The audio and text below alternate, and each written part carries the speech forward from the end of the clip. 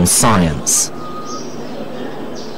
It was to scour the libraries of the world for scientific and philosophical manuscripts in any language, Greek, Syriac, Persian and Sanskrit, bring them to the empire and translate them into Arabic.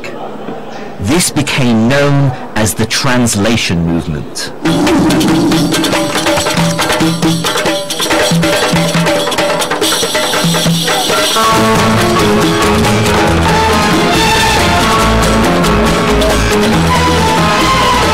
The effort scholars put into finding ancient texts was astonishing. And one key reason for this is that bringing a book to the caliph, which he could add to his library, could be extremely lucrative. The story goes that the Caliph al-Ma'mun was so obsessed that he would send his messengers out of Baghdad far and wide to distant lands just to get hold of books that he didn't possess for the translation movement. And anyone who brought him back a book that he didn't have, he'd repay him its weight in gold. To give some sense of the extent of this activity, sort of between 750 and 950, somebody called Nadim, who wrote a list of sort of the intelligentsia of the Abbasid era, lists 70 translators. So it was quite a large cohort of people involved in translation, and obviously he only named the well-known.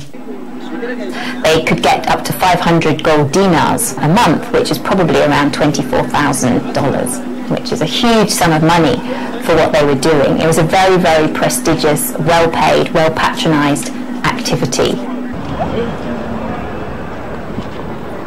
And motivating this global acquisition of knowledge was a pressing practical concern, one that rarely crosses our minds today. This is the new library at Alexandria in Egypt. But fresh in the memory of many in the empire was the story of the destruction of the original library at Alexandria centuries earlier, and the shocking loss of thousands of years of accumulated knowledge. One of the things that we tend to forget, because we live in an age of massive information storage and perfect communication, more or less, is the ever-present possibility of total loss. That was very, very important for medieval Islamic scholars. They knew extremely well that writings could be forgotten or buried or burnt or destroyed, that cities could pass away. And what we see in Baghdad or Cairo or Samarkand is exactly the gathering together, translation, analysis, accumulation, storage and preservation of material that they were well aware could be entirely lost forever.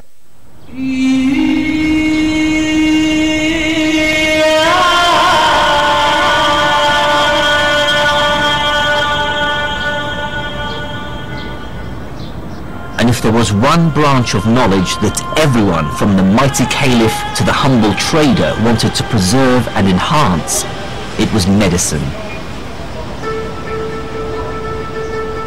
These were, after all, times when few lived to old age.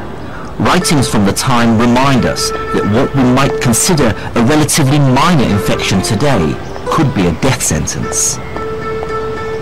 Religious teachings, then, were not just a source of comfort. They were a constant reminder that we should never give up.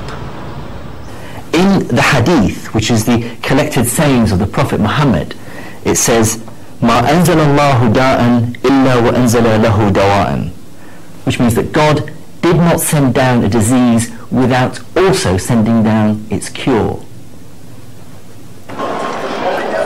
It's statements like this that lead Muslims even today to believe that cures for all diseases are out there somewhere, and that we need to search to find them. To assess how this optimism actually affected Islamic medicine, I met up with Dr. Peter Paulman in the Syrian capital Damascus. He's a leading expert on Islamic medicine who spends much of his time researching here in the Middle East. What people don't realize is that the history of Islamic medicine is really the history of our medicine, because our medicine, the university medicine we used until the 19th century, it was based to a large extent on all this work of these Islamic physicians. Islamic medicine built extensively on the foundations laid by the ancient Greeks. The most highly prized and among the first to be translated into Arabic were the medical manuscripts of the 3rd century Greek physician Galen. Galen believed that a healthy body was one in balance, a balance of 4 types of fluids called humours, which circulate through the body, and any one of which, if out of balance, would cause illness and a change of temperament. The 4 humours were yellow bile, which, if in excess, would cause the patient to become bilious or bad-tempered and nauseous. Blood, too much of which would cause the patient to become sanguine or cheerful and flushed. Black bile, which in excess would cause the patient to become lethargic, melancholic, even depressed. And phlegm, which in excess would cause the patient to become phlegmatic or apathetic and emotionally detached. Galen argued that illnesses are caused by an imbalance in one of the humours, and so the cure lies in draining the body of some of that humour. And so he recommended techniques like cutting to induce bleeding or using emetics to induce vomiting. But Islamic doctors were acutely aware that Galen and Greek medicine were only one source of medical knowledge. There were other traditions of medicine that they were equally keen to incorporate into their understanding of how the body functioned. Medieval Arabic texts refer to wise women, folk healers who provided medical drugs. This tradition continues today, as I found when I came across one for myself in the back streets of Hammamat in Tunisia. This is Arafat Nabil. She's been running her shop selling medicinal herbs and spices for over 20 years. She believes that her remedies can cure a wide range of medical ailments. مثلا هذه عشبة اسمها شيح تنحى الدود من البطن وتنحي جميع الأوجاع الداخلية. بعد من الزرنيخ ينحي الثعلبة وبالعشبة هذه اللي تراها انت تويكا تنحي تقولوا البرص. اوكي. مثال ذوما مثلا كما هذه وهذه للصرع والجنون. صرع وما عادش بك يشدوك الكريز هذاك. وفي يعني مثلا من العصر اليوناني اقدم منها ما تستعمل ولا والله ايش نقول لك كل ما هو قديم في الاعشاب انا نتبع. فهمتني باش نزيد معلومات. In the back streets of Tunisia, this knowledge is still being used. But medieval Islamic doctors were also aware of other traditions of medicine from China and India.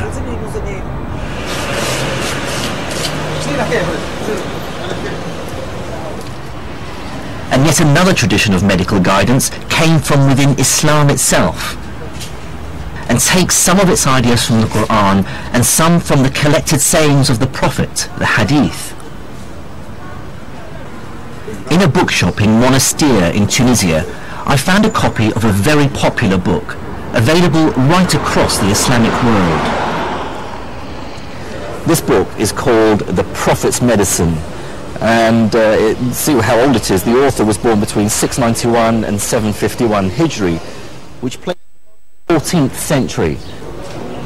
Here's an interesting bit where it deals with the plague. فإذا سمعتم به بأرض فلا تدخلوا عليه وإذا وقع بأرض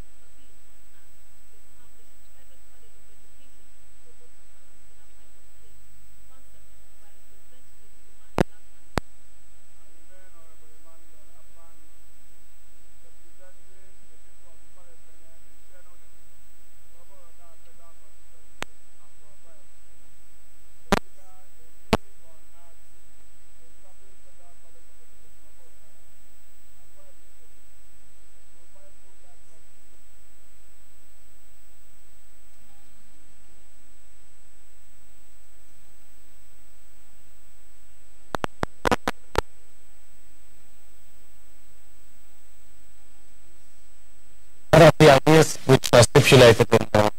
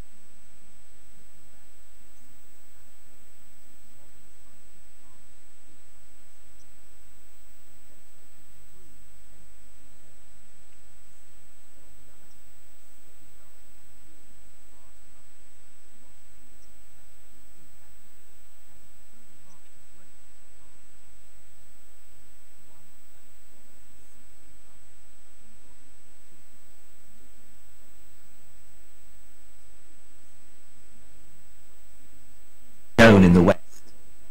He was a polymath who clearly thrived.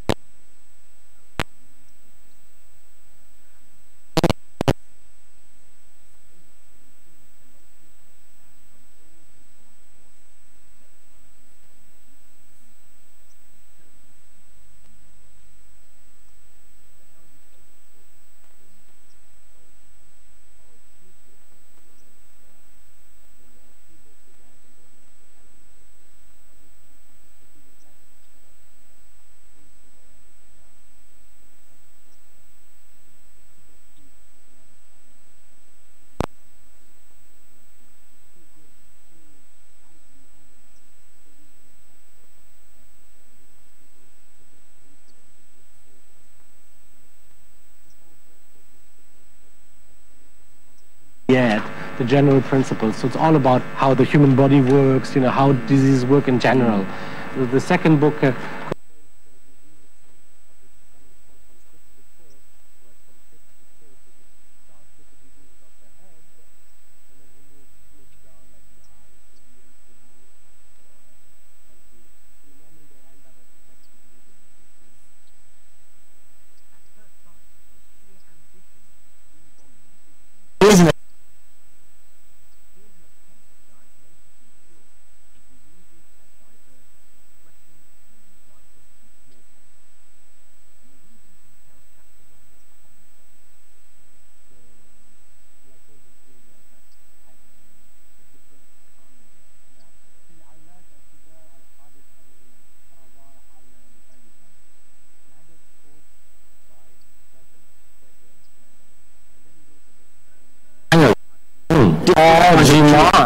you can get headache from. Well, I mean, hasn't happened to me yet, but I mean, you know. Let's see. So, the treatment of headache caused by sex. يجب لمن يعتريه ذلك عقب الجماع وبامتلاء أن يبدأ بالفast. So, if somebody is befallen by, suffers from a headache after sex, and he also has a repletion, so he has too many superfluities or something like that. So يجب أن يبدأ بالفast. One has to first resort to venesection or bloodletting. ثم بالإسهال, and then you should use purging. In وجب كل واحد منهما. For both of them, I mean, like bloodletting and purging are necessary. A lot of the stuff in here sounds like nonsense, of course, because this is not modern medicine. No, it's not. So how long was this taken seriously? Well, the fundamental ideas contained here about how the body works, I mean, they hadn't changed until the early 19th century. I mean, there was progress, obviously, on certain levels, but the essence was the same. And then came the big break with the discovery of bacteria and viruses. From the second half of the 19th century onward, medicine was totally revolutionized. Chapter, that's right. Ibn Sina's canon of medicine is a landmark in the history of the subject. Although much of the medical science it espouses we know now to be terribly misguided, its value lies in accumulating the best knowledge in the world at the time into one accessible, organized text. The canon would give future generations something to rewrite. That's right.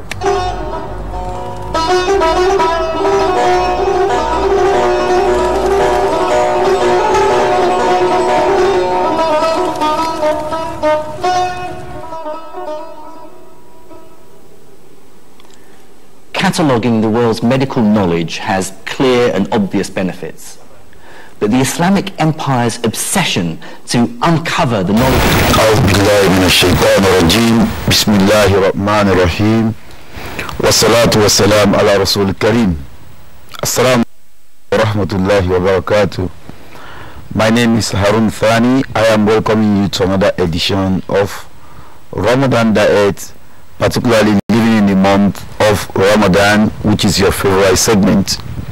Today, inshallah, we shall be looking at another important topic under our theme, Khosa'isul Islam, the characteristics of Islam and its beauties.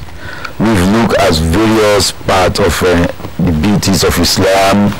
We've talked about Islam and entrepreneurship, how Islam stands out from other ideas when it comes to the issue of work and profession, which is known as Al-Hathu al-Amal.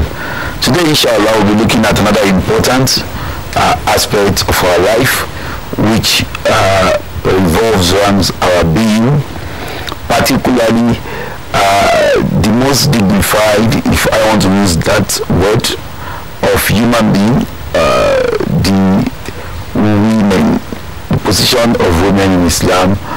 And we are not going to just talk about that. We are going to critically analyze the issues surrounding women. All over the world, we have freedom fighters, those who are fighting for the right of women. The question is, why are we not fighting for the right of men? Why are we fighting for the right of women? Are we not the same in terms of creation, in terms of being human? Why are we talking about women's rights or equality of sexes and the rest of what we know? I have with me in the studio to discuss these issues critically, to look at it from both perspectives, particularly from Islamic window. A known face on Ramadan died, but this is going to be his first appearance this year. Praise be to Allah subhanahu wa ta'ala. I'm talking of Dr. Ibrahim Adediran. Assalamu alaikum wa rahmatullahi wa barakatuh. Wa alaikum assalam wa rahmatullahi wa barakatuh.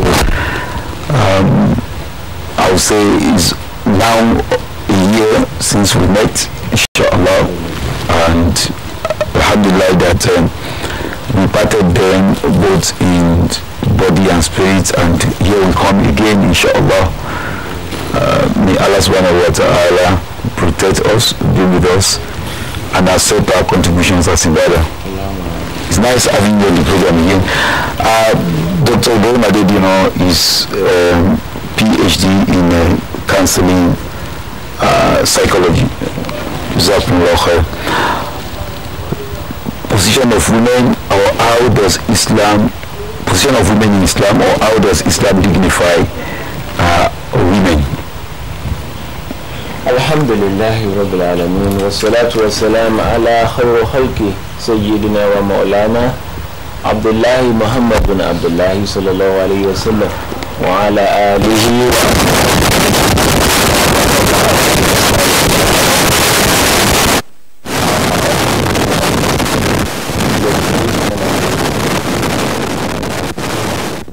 sincerely for spending our lives till this Ramadan. Alhamdulillah. And we pray Allah to give us the best of this Ramadan. Alhamdulillah. Make us live to witness many of these Ramadan on the surface of the earth. We accept our acts of ibadat. The topic today is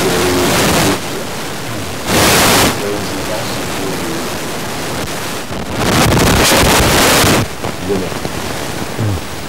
And women in Islam, Allah has really given them a very prestigious, very honorable position. So, discussing this, the first message I would like to pass is that we shouldn't just see the discussion from that perspective of another talk show.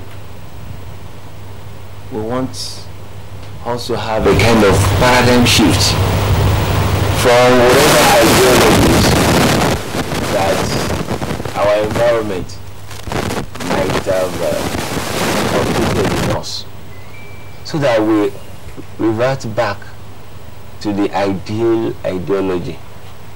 And what is the ideal ideology? It has to do with the religion of Allah, al-Islam. Because Islam has very special provision for women. But if we fail to appreciate Islam, then we will not be able to appreciate the position of Islam on women.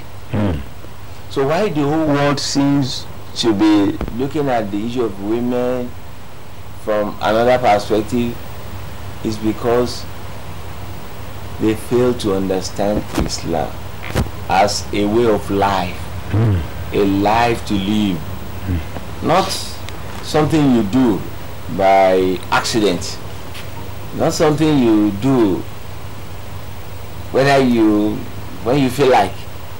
It is, Allah says, بعد الشهادة والبسملة فأقم وجهك للدين حنيفا فطرة الله التي فطر الناس عليها لا تبديل لخلق الله ذلك الدين القيم ولكن أكثر الناس لا يعلمون.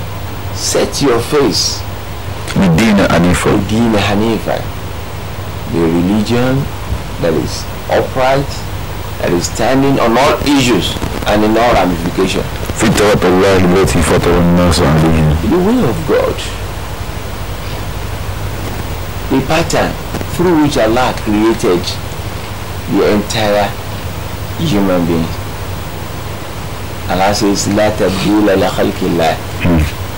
You wouldn't be seeing changes. Okay, this time around we'll be talking about women this way, another time we'll be talking this way. No, you see consistency. لا تبديل لخلق الله ذلك الدين القيم. That is the righteous religion. ولكن أكثر الناس لا يعلمون. But most people, they don't know. So we are saying that we must see Islam as that religion that has brought everything that we need for our existence, for our success here in this world and our success in the hereafter. That's why Allah is asking us, يا أيها الذين آمنوا ادخلوا في السلم كافة ولا تتبعوا خطوات الشيطان إنه لكم عدو مبين. Allah says, oh you who believe, enter into the religion of Allah wholeheartedly and don't follow the footsteps of Shaitan, for he is unto you an open enemy. So that you know that you don't have any other option rather than to take to Islamic option in looking at issues of life, because that is where you get the best. Now, having given us the glimpse of what Islam itself stands for, because we want to talk about how Islam dignifies women, then we'll be able to look at it from that perspective and appreciate Allah subhanahu wa ta'ala. We'll be able to reflect back before the advent of the Holy Prophet Muhammad sallallahu alaihi wasallam, the great revolutionary prophet that brought the change to the way the world perceived women. In the period of Jahiliyyah, what would they do when they have a girl child? They bury them alive. Because they feel that they are doomed. They were doomed when they have a girl child. But with advent of Prophet Muhammad, the paragon of all virtues, the prophet that has brought complete way of life, put a stop to this and let us see how Allah respects womanhood. So when you kill all women, what will become of the men? Is it rational? But it is Islam, the beauty of Islam, that really opened their eyes and let them see that so what we are doing is foolish. So let us not bury our children alive. Because that is the question of the blind that Allah will ask. Those وَإِذَا الْمَوْءُودَةُ سُئِلَتْ بِأَيِّ ذَنْبٍ قُتِلَتْ. Why did you kill us? What was our offense? Why? So look at how God has saved souls of women, because we have to trace it to childhood when we have the child, the girl child. So I want to pass a message here. We were talking of period of ignorance. Do you know, my brother, that even at this present time, this present age, people will still have girl child and you see them feeling unhappy, feeling dissatisfied, as if they have power over whether it is male or female. I think there is a Quran verse on that. وَإِذَا بِشِرَ أَحَدُهُمْ بِالْأُنثَى ظَلَّ وَجْهُهُ مُسْوَدًّا وَهُوَ كَظِيمٌ. They will feel bad, and you see it appearing on their faces. So that's chapter 16 of the Quran, Surah Al-Nahl. Appearing on their faces that, wow, they are doomed, simply because they have a girl child. So whether you have a male child or you have a female child, you must appreciate God for what God has brought, that you don't have power over. You cannot bring any, and you don't even know the one that will be the best for you. So why not appreciate God for whatever God has given you? And even the women folks themselves, when somebody go back to a child, hey, congratulations, a male or female? It's female. Oh, you are lazy. Those languages, they have effect. They have effect. What gender? Male or female? Male. Hey, Allahu Akbar.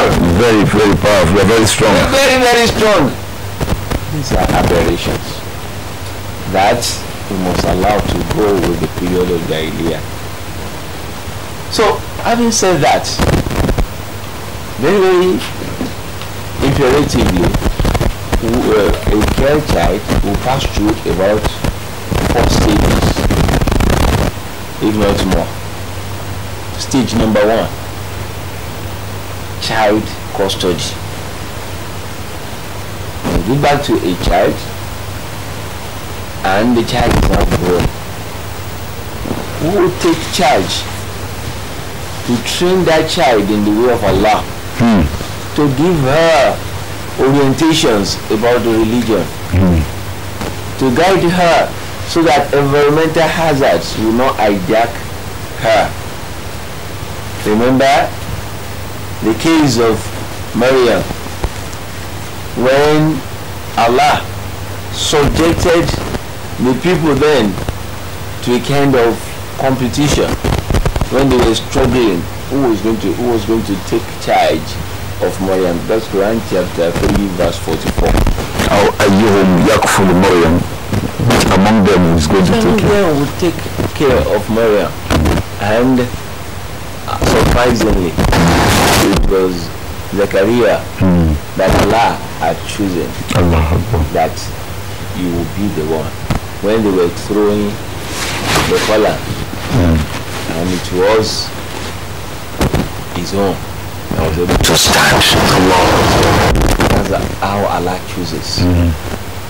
I still want to ask that are we mindful today of the kind of a person taking care of our children? Particularly the female child. Particularly this time around, when the life of a girl child is endangered. You see an elderly person of 50-something, 60-something years defiling a girl child of 2-3 years. Subhanallah. And still parents are not mindful. They are not careful about who takes charge of our children. Who are the caregivers? This is very, very important, because if ab initio we were not careful about how the child will live a life of holiness for Allah, a life that will enhance the spirituality in her, that will help her to be able to attain the height that He has destined for her.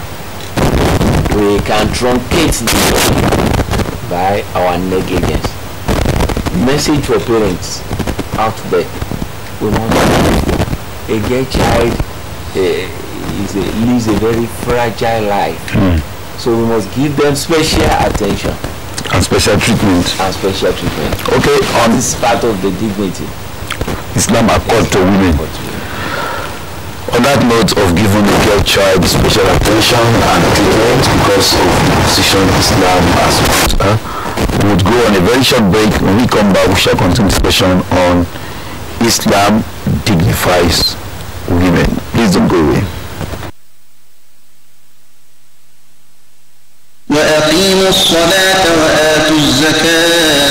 Your one-stop credible channel for the collection and distribution of zakat is Jaiz Foundation. Jaiz Foundation has been providing qualitative social services to humanity, such as educational support, medical support, accommodation support, economic empowerment support of the orphans, the youth, widows, and physically challenged persons. We urge all zakatable Muslims, corporate organizations, and individuals to support us by paying your zakat to Jaiz Foundation account number 000-359-8890 into any branch of Jaiz Bank nationwide, or contact us at plot 1054 OP Fingesi Street off Obafemi Awolowo Way, Utako District, Abuja. telephone 081-8286-4660.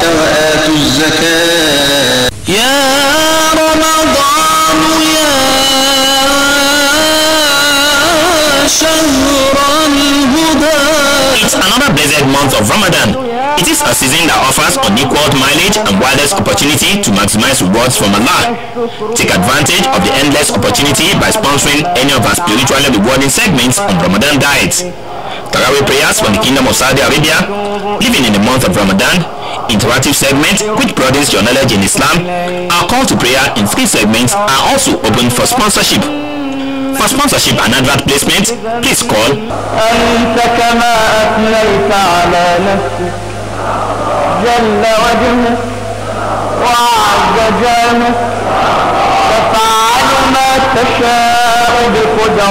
Ramadan Diet. It's all about spiritual upliftment.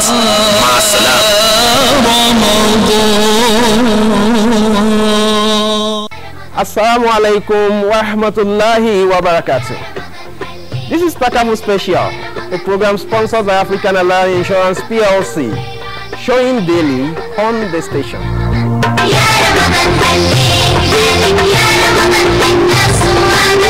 Takafu, as an alternative to conventional insurance, provide risk protection in accordance with the Sharia, using the principle of ta'awun, brotherhood, piety, and ethical operations.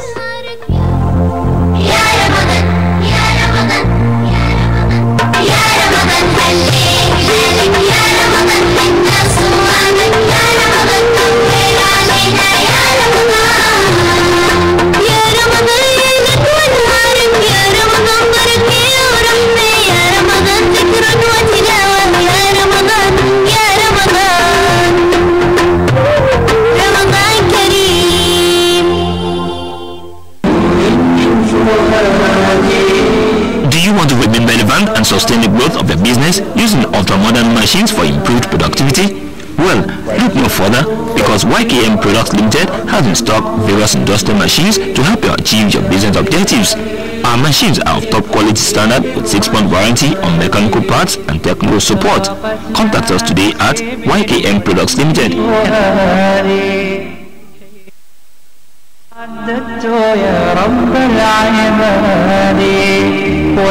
Lagos, telephone 0803-321-6511, 0805-545-0066.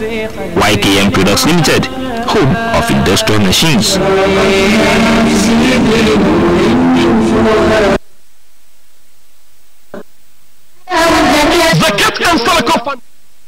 Welcome back to Living in the Month of Ramadan, and we are talking about women in Islam, that is, or position of women in Islam, or how does Islam dignify women, whichever way you look at it, is the same. And I see with me Dr. Ibrahim Adedino, a PhD holder in counseling psychology. And before we went on that short break, we look at how Islam, the position Islam puts women, particularly in Saudi Arabia where he started from, and alhamdulillah today, how Islam says if a girl child is born, that we should be careful of who takes care of her custody, and parents were given advice that they should be on the lookout for that. Now, that's the first stage. You said there are almost 4 stages. So a girl child, Islam protected her. Islam says, so Islam protects a girl child in such a way that the person who is in charge of the custody of a child is not just left alone, it's not just every big Tom and Harry. Be a pious person, somebody reliable, trustworthy, and put under checks and balances too. Exactly. Not just left alone and say, okay, Bismillah, go ahead. Today in the world, people are more relaxed when it comes to, he's our uncle, he's our cousin. And you have more of cases of pedophilia, incest, and the likes. Coming from the closest person to the family. When you talk of girl child abuse nowadays, usually they are being perpetrated by close family. It might not be family. At times, be lesson teacher, maybe a gate man, Okada man, taking her to school. Or drivers. When parents are negligent of their supervisory roles, and this time around, the world is a chaotic state that we must help the girl child against all these hazards of our time, because they are vulnerable, highly vulnerable, the girl child in particular. So we have spoken about child custody. We graduate to the child rearing stage, because to rear a child, to be a parent is an equivalent task. And it's not just giving birth to a child that makes you a parent. Especially when you now have a girl child, you must become a special parent. There's a Yoruba adage that says that they will say, be money, she won't be a mom. Which means she is not attuned to give birth to children, but she is not a parent. So nobody realizes that there is difference between somebody giving birth to a child and somebody rearing the child, taking the role of parenting. And that is why in another context we say because we are just a biological parent. That doesn't make any sense. What makes sense is taking the role of parenting. Natural, and playing it very well. Just playing it at all. Because you got to rear the child in the way of Allah. We will teach basics of the religion. Not just protecting her. Even it is protection, because it's spiritual protection now for her. Exactly. Okay. And in all ramification, you must make provision. Social provisions, social needs. You must know what are her needs.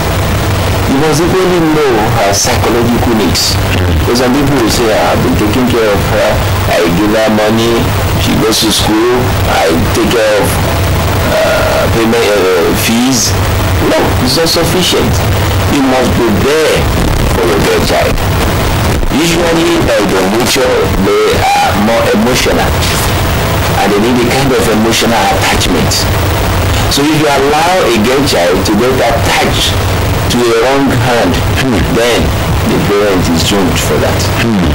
So you must be there to provide that needed affection.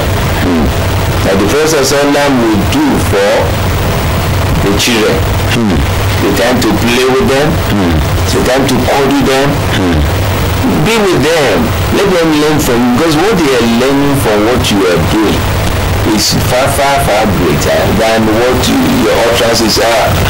If you are telling them this and they are seeing another thing from you, then you are creating problem.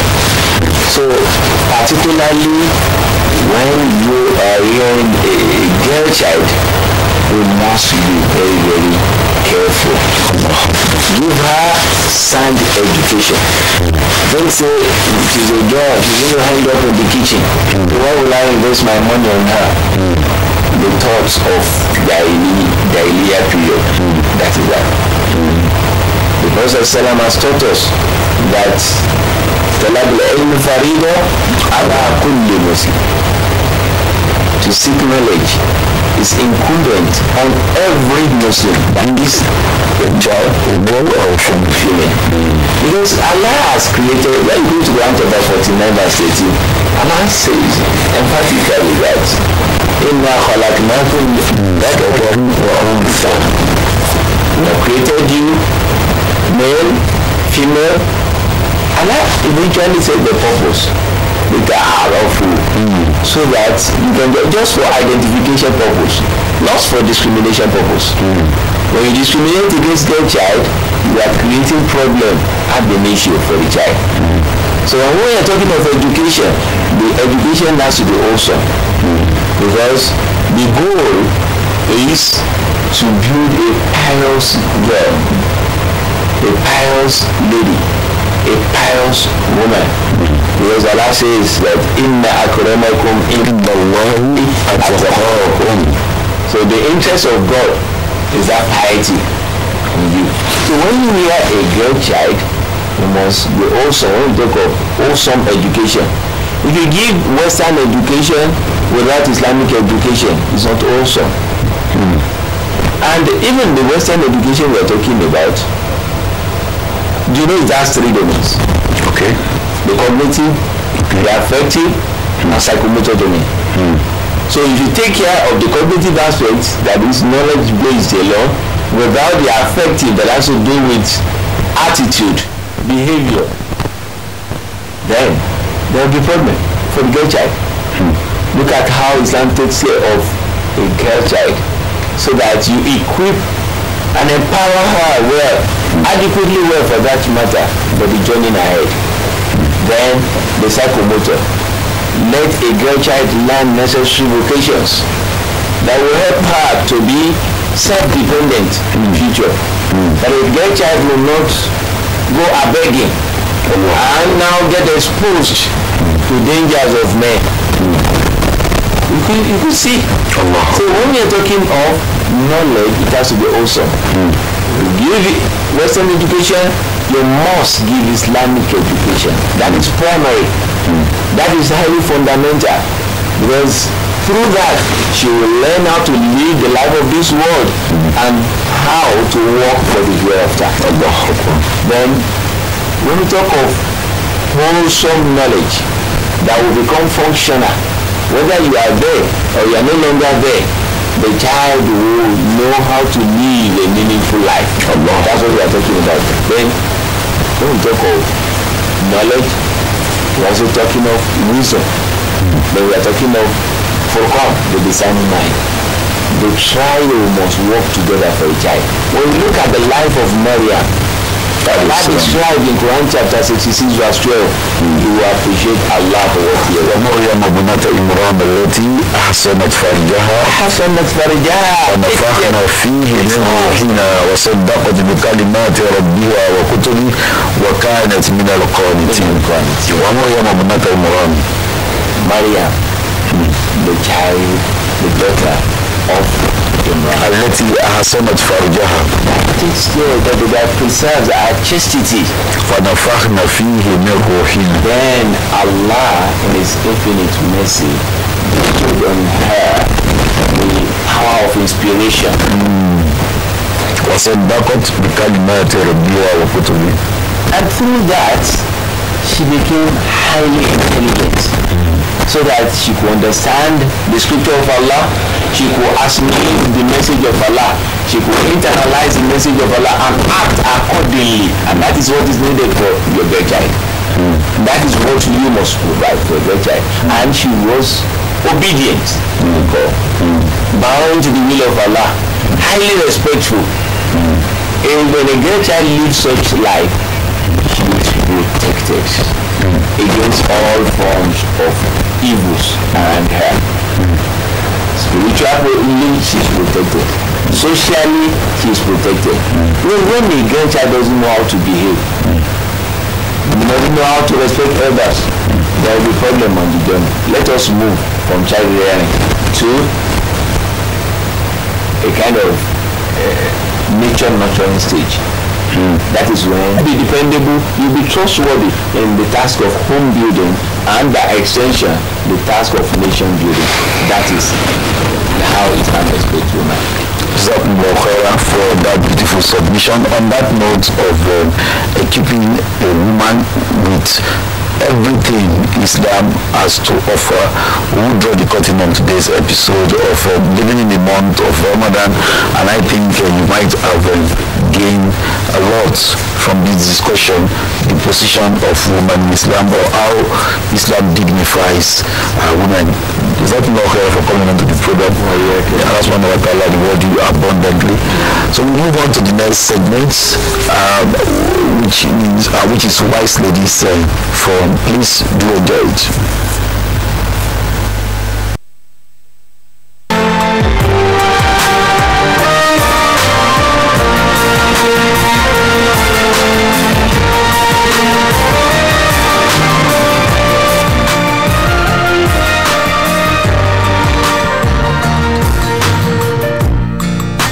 Searching for the light and you see no hope inside, be sure and have no doubt, He is always close to you.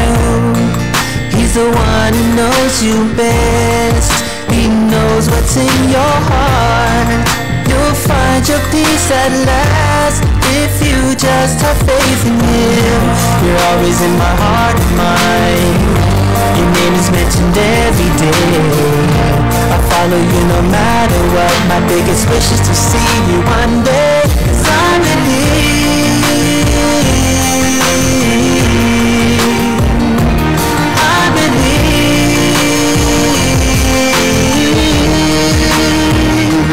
I believe. Do you believe? Oh, do you believe? 'Cause I believe in a man who used to be so full of love and harmony. He fought for peace and liberty, and never would he hurt anything. He was a mercy for mankind, a teacher till the end of time, a preacher to be compared with him, so full of light and blessings. You're always in my heart and mind, your name is mentioned every day. I follow you no matter what. God will for me one day, 'cause I believe, I believe,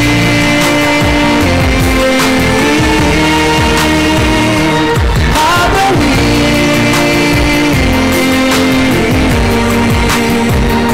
Do you believe? Oh, do you believe? If you knows you know, believe in a better day.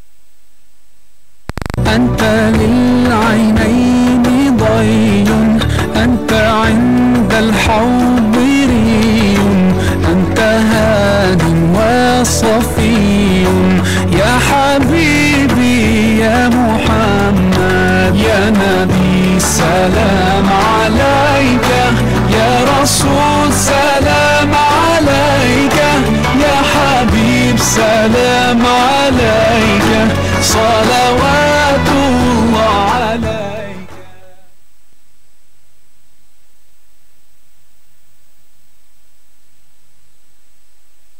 عن أبي عبد الله جابر بن عبد الله الأنصاري رضي الله عنهما أن رجلا سأل رسول الله صلى الله عليه وسلم فقال: يا رسول الله، أرأيت إذا صليت المكتوبات وصمت رمضان وأحللت الحلال وحرمت الحرام ولم أزد على ذلك شيئا أدخل الجنة؟ قال: نعم. فقال: والله لا أزيد على ذلك شيئا. رواه مسلم. يا نبي سلام عليك يا رسول سلام عليك يا حبيب سلام عليك صلوات الله عليك. Assalamu alaikum wa rahmatullah. Umar, may Allah be pleased with him, had only in his court those who were knowledgeable. He would not allow anyone else to attend. And if we look at those who we accompany ourselves with, if we look at our friends, we usually find a list of humorous, funny, rich, influential friends. We would never have poor friends.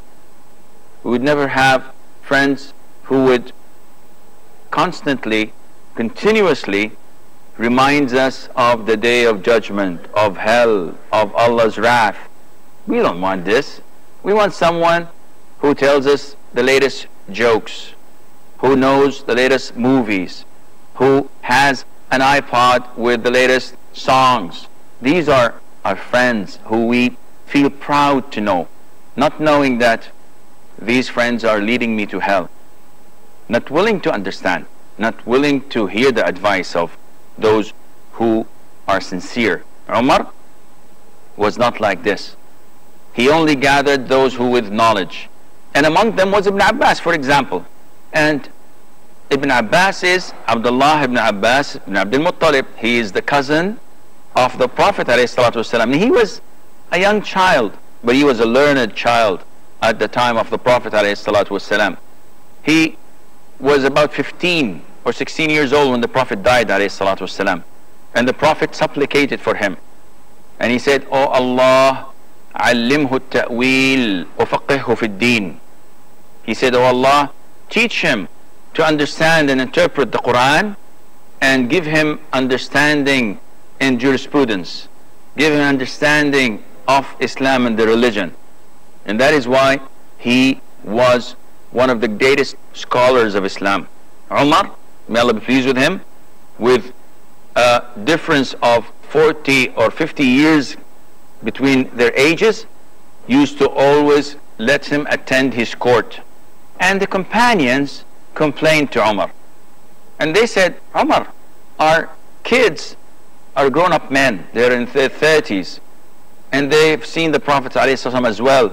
But you don't allow them to attend your court. And you allow this kid? Is this fair?" Umar did not answer them. May Allah be pleased with him. Not out of neglecting them, but he wanted to prove it to them. So one day he said, "Who would interpret this surah for me?" What surah was that? Surah Al-Nasr, where Allah says, was what translates to, "When there comes the victory and help of Allah to you, Muhammad, against your enemies, and the conquest of Mecca, and you see that the people enter Allah's religion in crowds, so glorify the praises of your Lord and ask for His forgiveness. Verily He is the one who accepts the repentance and forgives. So it's a short surah. إذا جاء نصر الله والفتح ورأيت الناس يدخلون في دين الله أفواجا فسبح بحمد ربك واستغفره إنه كان توابا. A very short surah. So he asked them, what do you understand from this? So the companions around Umar, who were also companions of the Prophet ﷺ, said that this is a clear chapter of the Quran. Allah is saying that when the victory of Allah comes and when you see people coming in crowds into Islam, ask Allah for forgiveness and repent to Allah because Allah is forgiving. It's clear. And Umar looked at Ibn Abbas and said, Abdullah ibn Abbas, what do you understand from this chapter of the Quran? And Ibn Abbas, to the surprise of the companions, said that this is a warning, this is a glad tiding from Allah to His Prophet that he is soon to die. Where did you get this from? Well, this is what he understood, that the mission has been accomplished and now it is time for you, because all the Muslims are coming into crowds into Islam. You have fulfilled your mission and it is time for you to meet your Maker. It is time for you to meet your best friend. It is time for you to die, O Prophet of Allah. Umar commented, may Allah be pleased with him, by saying, by Allah, this is exactly what I understand from this chapter. And this was at the very end of the life of the Prophet ﷺ when it was revealed to him. So the companions realized the position and the magnitude of Ibn Abbas' knowledge, and they kept silence. These were the caliber of people that Umar, may Allah be pleased with him, kept around him. People to give him sound advice based on the Quran and based on the Sunnah as well. He promoted knowledge. He enforced knowledge. How was that? Well, it was reported that Umar, may Allah be pleased with him, would have his rounds, like doctors have their rounds in hospitals. Well, his hospital was much bigger. He would have his rounds around Medina, and he would go to the market every single day and look at the faces of the people around him, and would even question those who sell and buy. And if he finds out that this person who is trading has no knowledge of the jurisprudence related to selling and buying, he would kick him out of the market. And he would say, do not spoil our market. Go and learn, then come back. Why was that? It was very simple.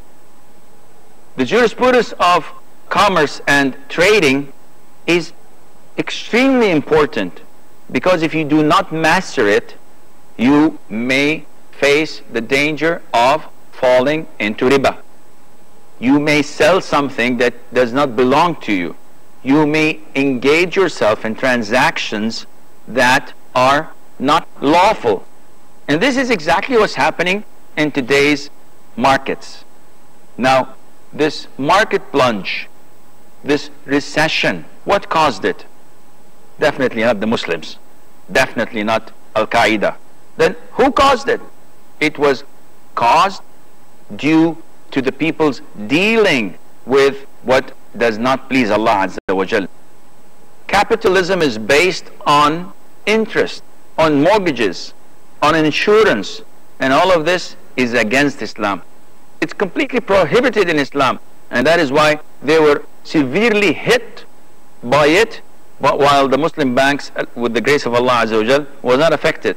That is why we have foreclosures, we have bankruptcies, but in the Muslim world, with the grace of Allah, we do not have this, because only few among the Muslims who deal in riba, in interest-based banking, and they were severely hit, and they deserve it. And what Allah is preserving for them on the day of judgment in hell is far greater, because they are defying Allah's instructions, they are fighting Allah, and they're fighting his Prophet sallallahu alaihi wasallam.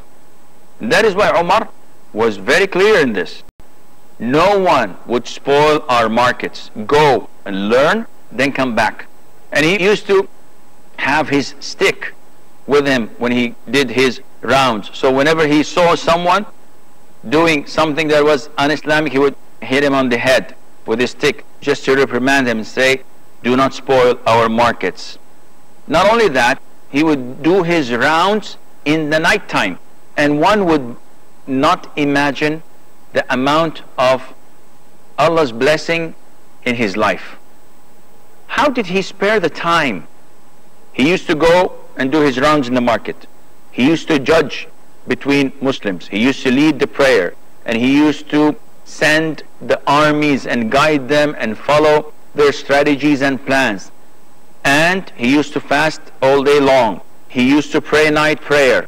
And he used to also do his rounds around the city of Medina, trying to guard it from any bad thing that comes to it.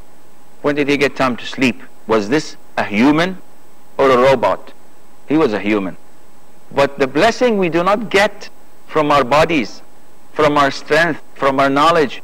We are blessed by Allah the Almighty, and He blesses our effort.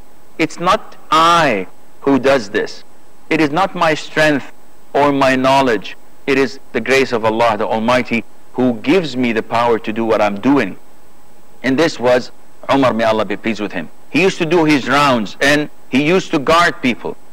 In one incident, he heard a child crying. There came a family, and they did not have any place to go, so they stayed as guests in the masjid of An-Nabi, peace be upon him. And he heard the child crying, so he came to the woman and said, "Woman, fear Allah. Why don't you feed this child?" She said, "I don't want to feed him. I want him to not depend on breastfeeding. I want him to start eating." And he said, "Fear Allah. He's only 8 or 9 months old. Why are you doing such a thing?" And she said, "Well, don't blame me. Blame Umar."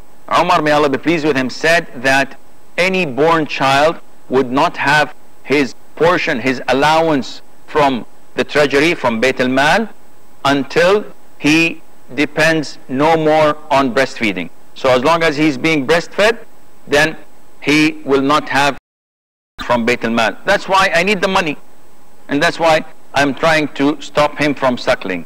And Umar wept and said, "Oh Umar, how many children have you killed? How many families have you forced to do this?"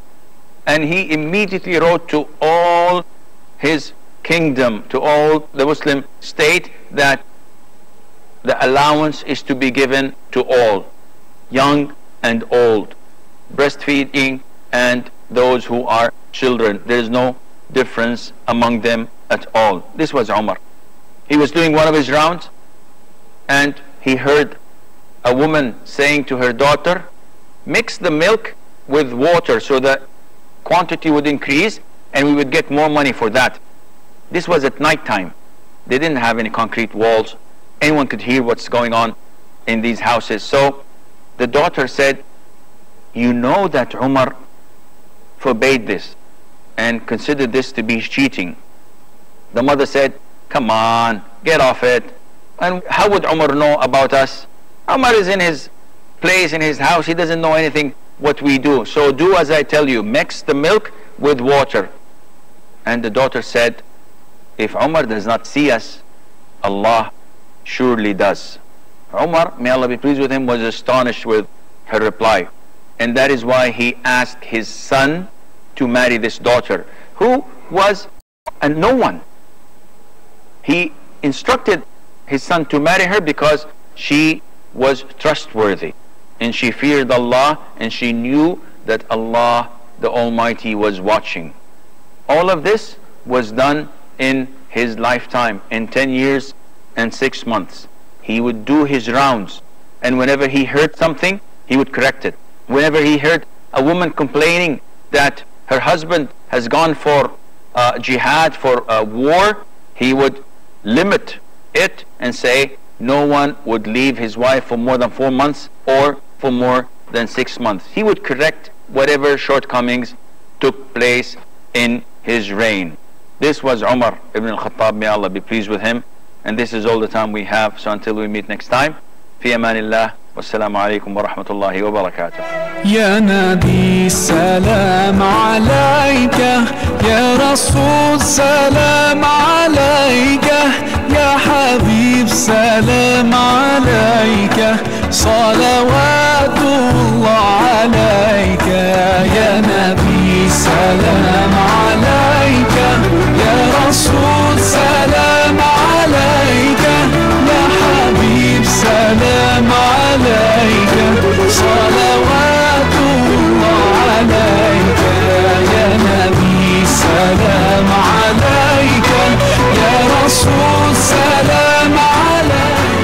أنت نور الله فجرا، جئت بعد العسر يسرا، ربنا أعلاك قدرا، يا إمام الأنبياء.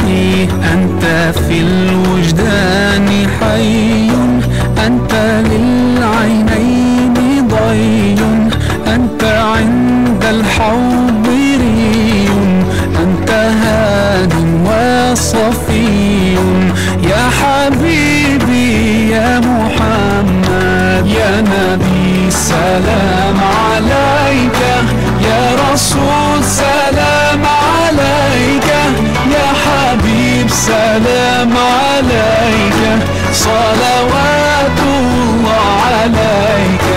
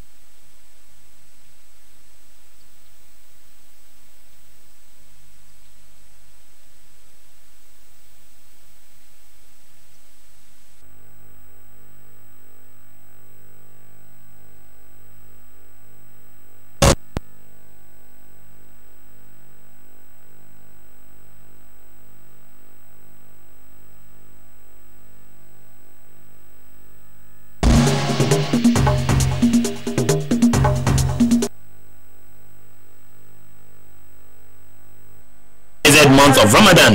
It is a season that offers unequaled mileage and widest opportunity to maximize rewards from Allah. Take advantage of the endless opportunity by sponsoring any of our spiritually rewarding segments on Ramadan Diet. Tarawih prayers from the Kingdom of Saudi. For sponsorship and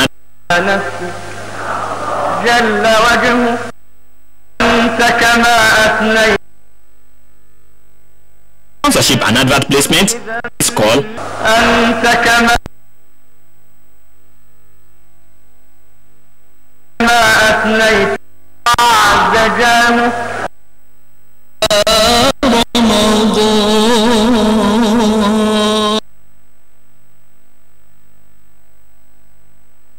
أثنيت على نفسك جل وجهه وعز جاهه تفعل ما تشاء بقدرتك. Ramadan Diet.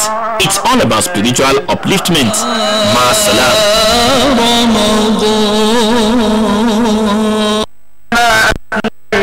على نفسك جل وجهه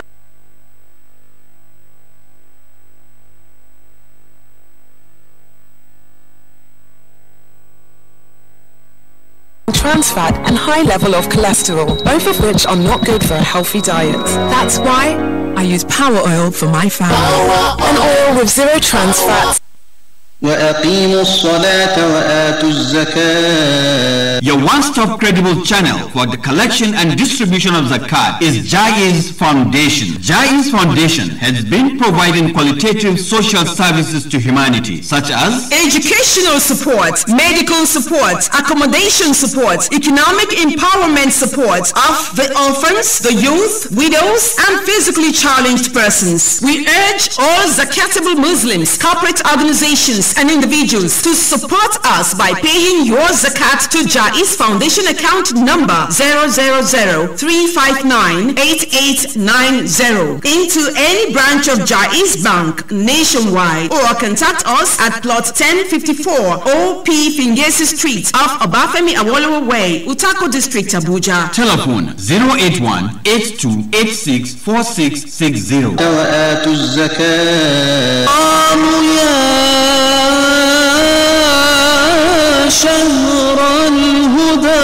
It's another blessed month of Ramadan. It is a season that offers unequaled mileage and widest opportunity to maximize rewards from Allah. Take advantage of the endless opportunity by sponsoring any of our spiritually rewarding segments on Ramadan Diet.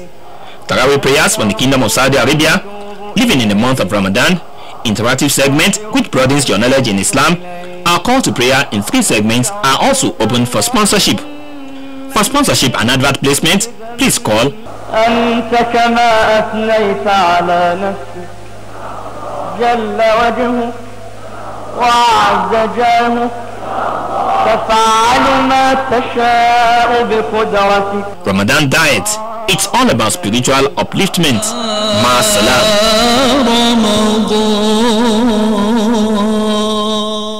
Assalamu alaikum wa rahmatullahi wa barakatuh. This is Takafu Special, a program sponsored by African Alliance Insurance PLC, showing daily on the station.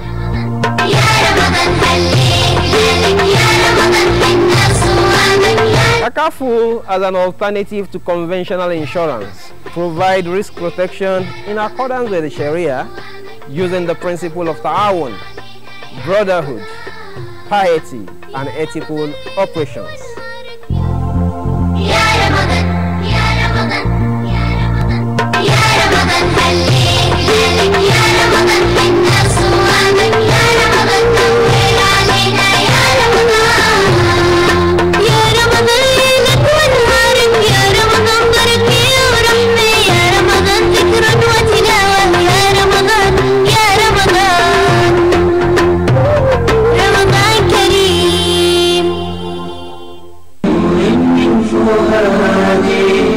Do you want to remain relevant and sustain the growth of your business using ultra-modern machines for improved productivity? Well, look no further, because YKM Products Limited has in stock various industrial machines to help you achieve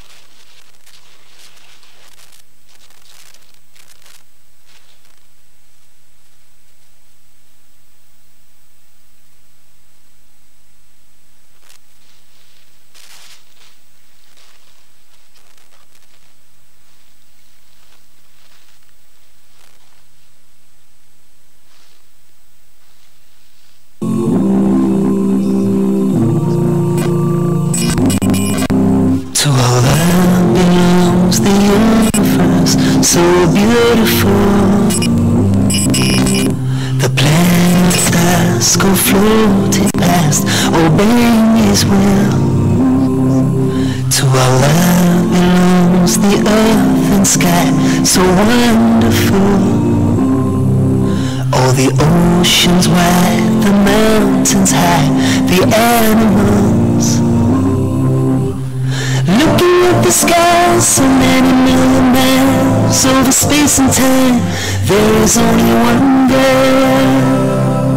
From a treetop watch the sun star through a dewdrop, there is only one God. There is only one God. Praise be to Him. He is my life is here. There is only one God. Glory be to يا من ارتضى من رسول فإنه يسلك من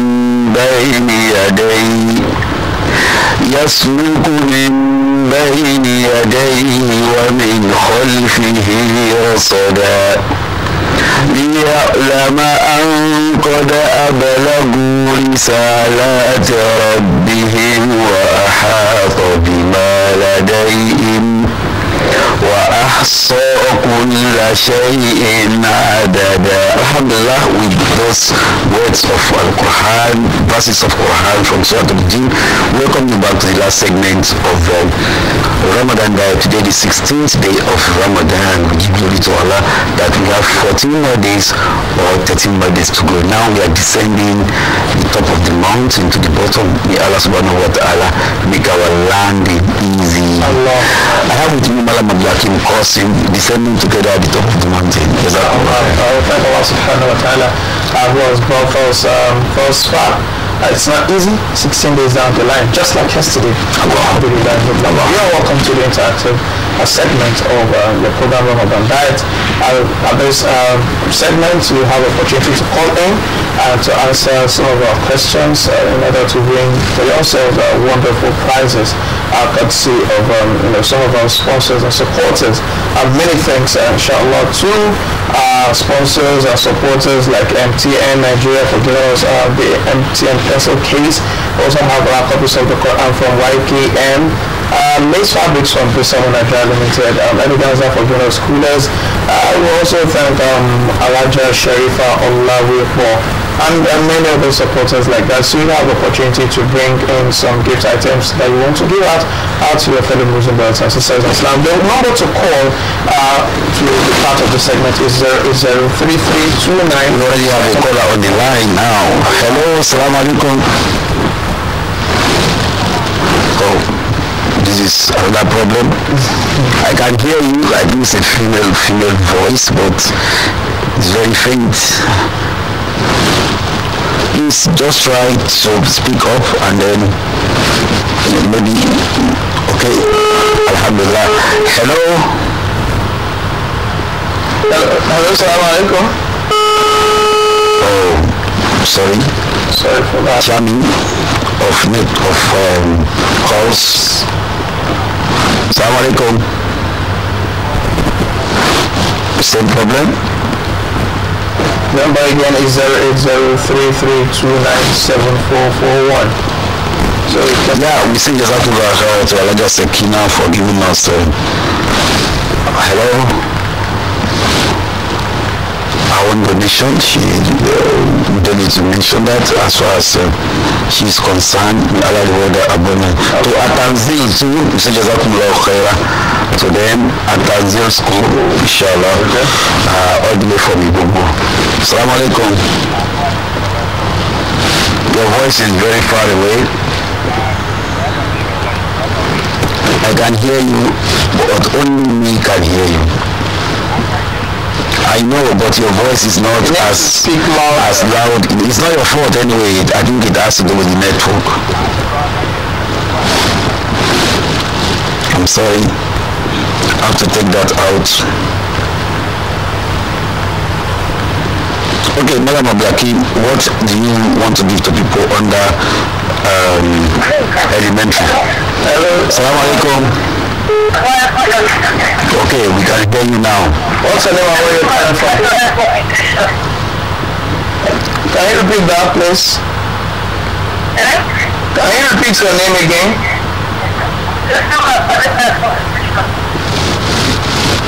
Oh, sorry. It's not very clear. It's not clear. I only hear Ijesha, but I can't see. Did you hear Ijesha? I had Ijesha.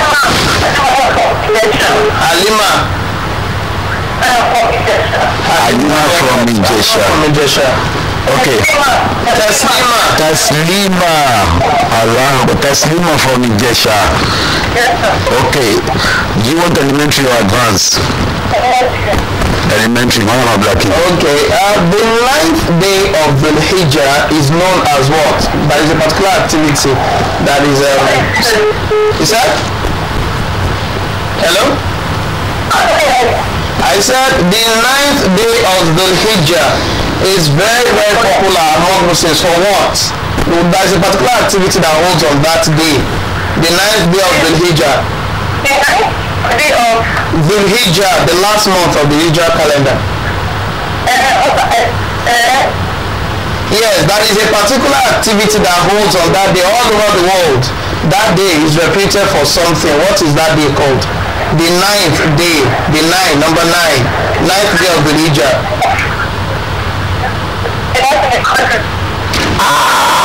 That's very wrong. No, I wouldn't be happy with that answer because every Muslim knows the month of Laylatul Qadr. So, no, I don't think I should be lenient with you saying the Laylatul Qadr occur in Hijjah. 9th, not the last, number 9. 9th day. The first day, second day, third day, fourth, fifth, sixth, seventh, 8th, 9. Hijjah. Ramadan. Okay, thank you. No, this is that's incorrect. That's incorrect. But I don't think I should be lenient with you when you say that that's a record. In the month of the Hijjah. No, so the Hijjah what we have is Yawm Arafah. It's the day of Arafah. Please take note of that. It's elementary, but you must know that. That's why it's elementary. Hello. Wa alaikum salam wa rahmatullahi wa barakatuh. Your name and where you're from? Abdrazak Juma from Marina. From Marina. Is it Collington? Okay. Elementary or advanced? Elementary, sir. Elementary, sir. There is no question like elementary, sir. We have elementary. All right. The greatest verse in the Quran, that talks about Allah's throne is known as what? Please come again, sir. I said the greatest verse in the Quran that talks about Allah's throne. That is the name is called, in particular in Arabic. You usually recite it even after Salat. What's that verse called? The greatest verse. Yes, in the Quran. What is it called? It talks about Allah's throne. I've given you a hint. It talks about Allah's throne. Allah's throne, Allah's don't need to recite it. Just what's the name? What is it called? Ayatul Kursi. That is the ayah that talks about the throne. That's just the meaning, the ayah of the throne. Okay, Malam Kola Wale Kolinti. Is it Kolinti? Okay, but I should have said Kola Wale Barista. Okay, let's break because you are the first caller to win a prize. Courtesy of Bisamo, Quran, courtesy of Bisamo again, Al Masurat, courtesy of YKM, Pencil Case, courtesy of MTN. I'm not sure if we have this pack of water anymore. And then if we still have the cooler, I'll give you one. The Jubraco bag for graphics and then printing enterprises, all the way from Modinide Mushi, that for the Quran. And then I think a bucket of paint from Raja Sharifa Olawepo, the paint has arrived. So I'm told that That's all we have for you today. If you want for your sale prices during the week, you have to come to our station on Sunday 10 a.m. to collect your price, to collect your gift items with evidence. Yeah, please don't forget and note down those prices that were given to you. This is what we're recording on today's episode. My name is Sinimen Harun Fani. I pray that we'll meet inshallah the next day. My name is Abdul Hakim Qasim. Join us same time tomorrow. Thank you for being part of the program. Assalamu alaikum wa rahmatullahi wa barakatuh. Did you say Assalamu alaikum wa salam alaikum? يا نبي سلام عليك يا رسول سلام عليك يا حبيب سلام عليك صلوات الله عليك يا نبي سلام عليك يا رسول سلام عليك يا حبيب سلام عليك صلوات الله عليك يا نبي سلام عليك.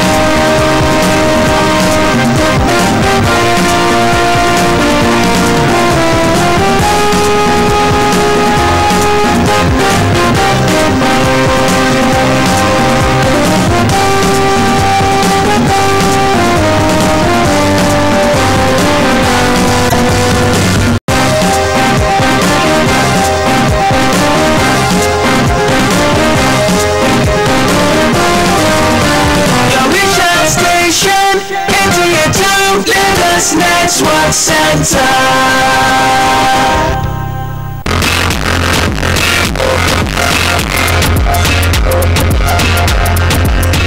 It's fresh, it's new, it's entertaining and coming out with a bang.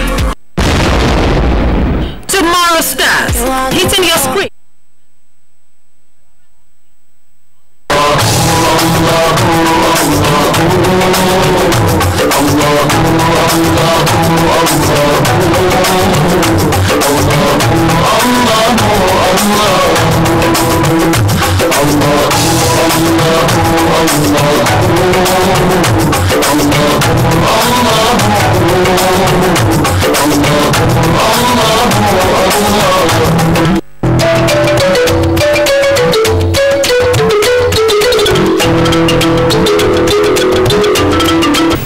Of Allah, the most gracious, the most merciful, I welcome you to yet another interesting edition of the program Islam, the Way of Life. I greet you with the best of greeting by saying Assalamu alaikum wa rahmatullahi wa barakatuh. As usual, Islam, the Way of Life is a program that talks about topical issues as it relates with Muslims around the world. Today's would not be a different one. I am Sakina Adelinka. On Islam, the Way of Life today, we are looking at something that has hidden deep into our society. It's something that affects the young, the old, and even everybody. Something that people want to do. But what exactly is this that we're talking about? And who do we have in the studio to discuss this? We'll get to know that right after this break. Don't go away. We'll be right back.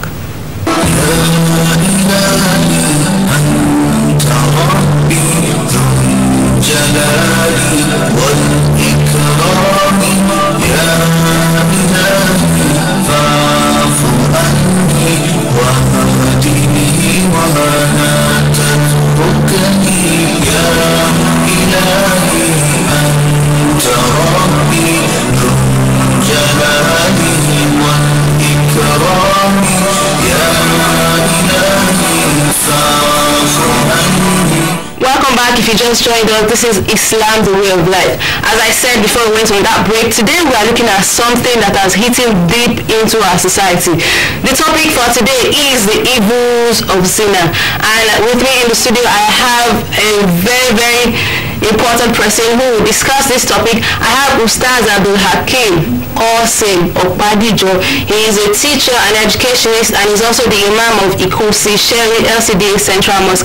Assalamu alaikum wa rahmatullahi wa barakatuh. Wa alaikum salam wa rahmatullahi wa barakatuh. Yes, I want to start this way. Of course, zina is something that is everywhere, that everybody, almost everybody, youths, everybody knows about it. What exactly is zina? Zina can be defined as illegal sexual intercourse, and it comes in different ways. Allah subhanahu wa ta'ala told us in the verse of the Quran, Quran 17 verse 32, he said, وَلَا تَقْرَبُوا الزِّنَا إِنَّهُ كَانَ فَاحِشَةً وَسَاءَ سَبِيلًا. Do not move closer to illegal sexual intercourse, either fornication or adultery. Allah said, for it opened door for all other evils. Yeah, so is zina just about having illegal sexual intercourse, perhaps when you are married or you are not? Is it just when you have sexual intercourse that you have, what's it called, fall into the pit of zina? It's one of the concepts that we need to clear to people. A lot of people are ignorant about what is zina. They've restricted it to only direct sexual intercourse, and they neglected the other aspects. So what are those other aspects? We have 7 types of zina. Okay. We have the zina of the eyes. That is why Allah told us that we should lower our gaze. Once you look at opposite sex that is not legal, the first gaze is gift. Okay. The second one, they will be recording it for you. Okay, so you mean the first is like it's forgiven for you? Yeah, but we should not hide under that okay, the first gaze is forgiven, so let me satisfy myself. Okay. So that is number 1. Number 2, we have the zina of the ear. Listening to where they are discussing about the private part and the lies, and you enjoying it. It's one of it. Okay. 3 is the zina of the mouth. You like discussing private part, another aspect of, like Prophet Muhammad even frowned at it, that anything that happens between you and your wife should not be disclosed. I say it is medical, you have problem, but it's not what, people boast with it outside. That girl, I'm done with her. So it is illegal, it is zina. And the 4th one is the zina of the heart and the brain. They connect. How do they connect? So when some people are not privileged to move closer to the opposite sex, but they've explained what they want to do with her within themselves, and their body system will start changing. It is a zina. Part of it is that the 5th one is the zina of the hand. It is a great thing that we need to understand. Professor, it is good for you to use your hand to take ashes of fire than shaking hand with the opposite sex. That is not your blood relations. But then nowadays, if you don't shake hand with the opposite sex, they feel that you are not in vogue, you don't know what is happening around. In our culture, Yoruba people, Yoruba culture frowned at it. It is illegal. In fact, it goes to the extent, but to the extent that a married person that sits in a seat, it is illegal for another person to sit after the person has left. On that same seat? Yes, in Yoruba traditions. Okay. But we have, we are indigenous foreigner. We are indigenous foreigner. So we want to adapt to the Western way of life. Our culture does not agree with it. Likewise, Islam did not agree with it. So the fact is that Prophet said the punishment for that person, it is good for that person to use his palm to take ashes of fire than shaking hand with the opposite sex. For it's going to the repercussion are three. They will nail the person on his head in the day of judgment. He will be dragged to the floor and he will be humiliated. So it is because it has a direct depreciation to the faith. And if you shake out the opposite, some people will use one of the finger to rub the mid of that palm. It has message. So the fifth one is the zina of the leg. You now trek to the place that is illegal. Then and you eventually now lead to the seventh one. That is peering into the internal anatomy of female Homo sapiens, direct contact. So it is not restricted to that alone. It has 7 ways, and we should avoid those 7 ways. We need to note something. When you commit a zina, it reduces your faith. Now, we've looked at the types of zina. You have mentioned the types, the ways people can actually commit zina. It's not until you have sexual intercourse that you commit zina. But if we look at our society today, it's gone everywhere. What can we say leads people to zina? Because of course we know the Almighty Allah has said that we should not engage in zina. So why do people still do it? What are those things that would lead them to it, whether consciously or unconsciously? The first thing that leads us to zina is at al-ikhtilat, free mixing. It has caused a loss of damage to our life. Number 2 is pornography. The dressing of people are causing a lot of problem. People bother not to dress decently. The way you dress determines the way you will be addressed. People are so comfortable. Even they want to walk in nudity. They want to walk naked. And that is causing problem to people. And that is what led to the increase of. Number 3 is the media. Media has contributed a lot to it, both home video and others. Most of films tread the path of marriage and the likes, and adultery, fornication and the likes, and they project it. In the olden days, when we are still young, we are not privileged to, at the time of showing that scene, so everything, you will just see the screen, or they change it to another, but now it is direct. So the students, the children are saying it. Number 4 is that when there is no conduciveness at home, there is no privacy. So the children, consciously or unconsciously, they see their parents, what they are doing, so they want to practicalize. They watch film, they want to practicalize. That has led to legalizing these illegalities and normalizing these abnormalities. Let me take you up on that. Talking about the third and the fourth one now, we have made mention of media, movies. Is it to say that we should not even watch movies at all, or how do we go about? Because of course it's something that we close to cannot even remove from our society now. How do we manage between making sure that all these obscenities are not shown, or should we just do them totally? This is why we are consistent in using the Seahorse motor engine oil. Seahorse Lubricant Industries hopes to expand and capture the West African sub-region market and the continent as a whole. It's one of the best. One of the best because of the waves is making in the market in Nigeria. In general, I think it's something to emulate by any other person. But because what we have achieved so far with this product, even though produced in Nigeria, we have done something far better than what we have been importing. So I think it's doing well in the market.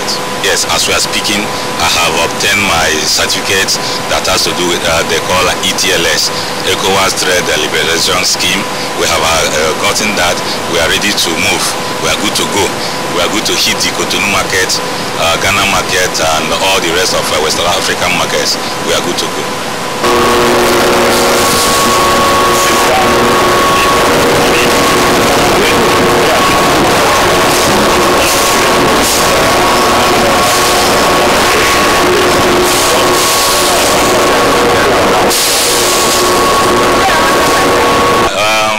The only challenge I can tell you for now is a challenge of power. Power is the main challenge. We have been running on diesel since we started this factory, and I think if government can do more in increasing the power, Genco, Disco, and all the rest, so that we can get enough power to power this facility. Yeah, we have a lot of them, directly and indirectly. Directly and indirectly, we have over 1,850 staff, and we are, as you can see, we still have enough space for expansion, meaning that we will employ more people.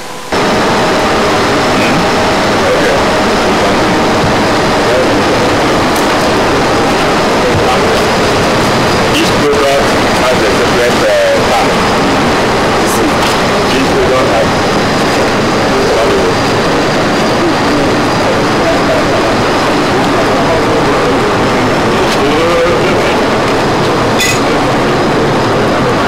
Thank you, Gabriel. Eye-opening, I must say.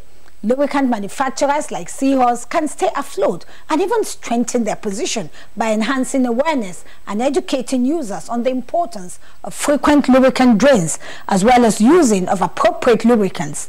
This will also stave off the competition from informal automotive lubricant market, as end users have a lot of apprehension regarding synthetics and lack understanding of their benefits. That's 30 minutes today. Thanks for sharing your time with us. To join us again next week.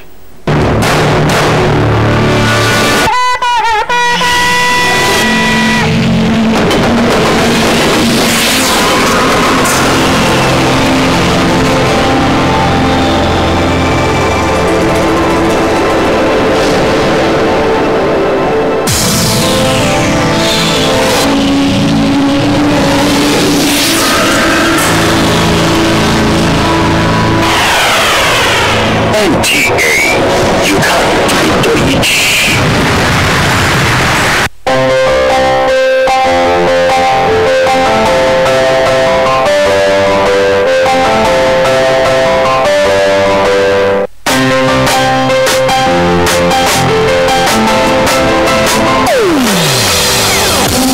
Hear the call of change, stand up, Nigeria. Change is here and it's going to stay. Change begins with you. Where I let me go, dirty souls around. Change begins from within. Look at you, oh, the ruler. Change begins with you and me. Change begins with me. Change begins with me. Change begins with me. You don't do. I don't tire for all the things we do here. It's a yarn of pattern. Sure you think say now only you feel booga? I go show you. This matter don't have to be careful. You dey show yourself all these years. I just dey look you. This time you go know the kind of person you are. I been the watch as you dey try scatter my future. The future where I dey try organize for myself. So small. Now you dey try kill abi? Not to kill, scatter, and destroy my powers always do your agenda, abi? Oh, but you know fit not this time. I don't set my own agenda. I know how well your agenda go fit past my agenda. Because my agenda is strong past your agenda. For this election, the agenda now. It's our future. No violence. Just vote. set the agenda for this election. No violence, just vote.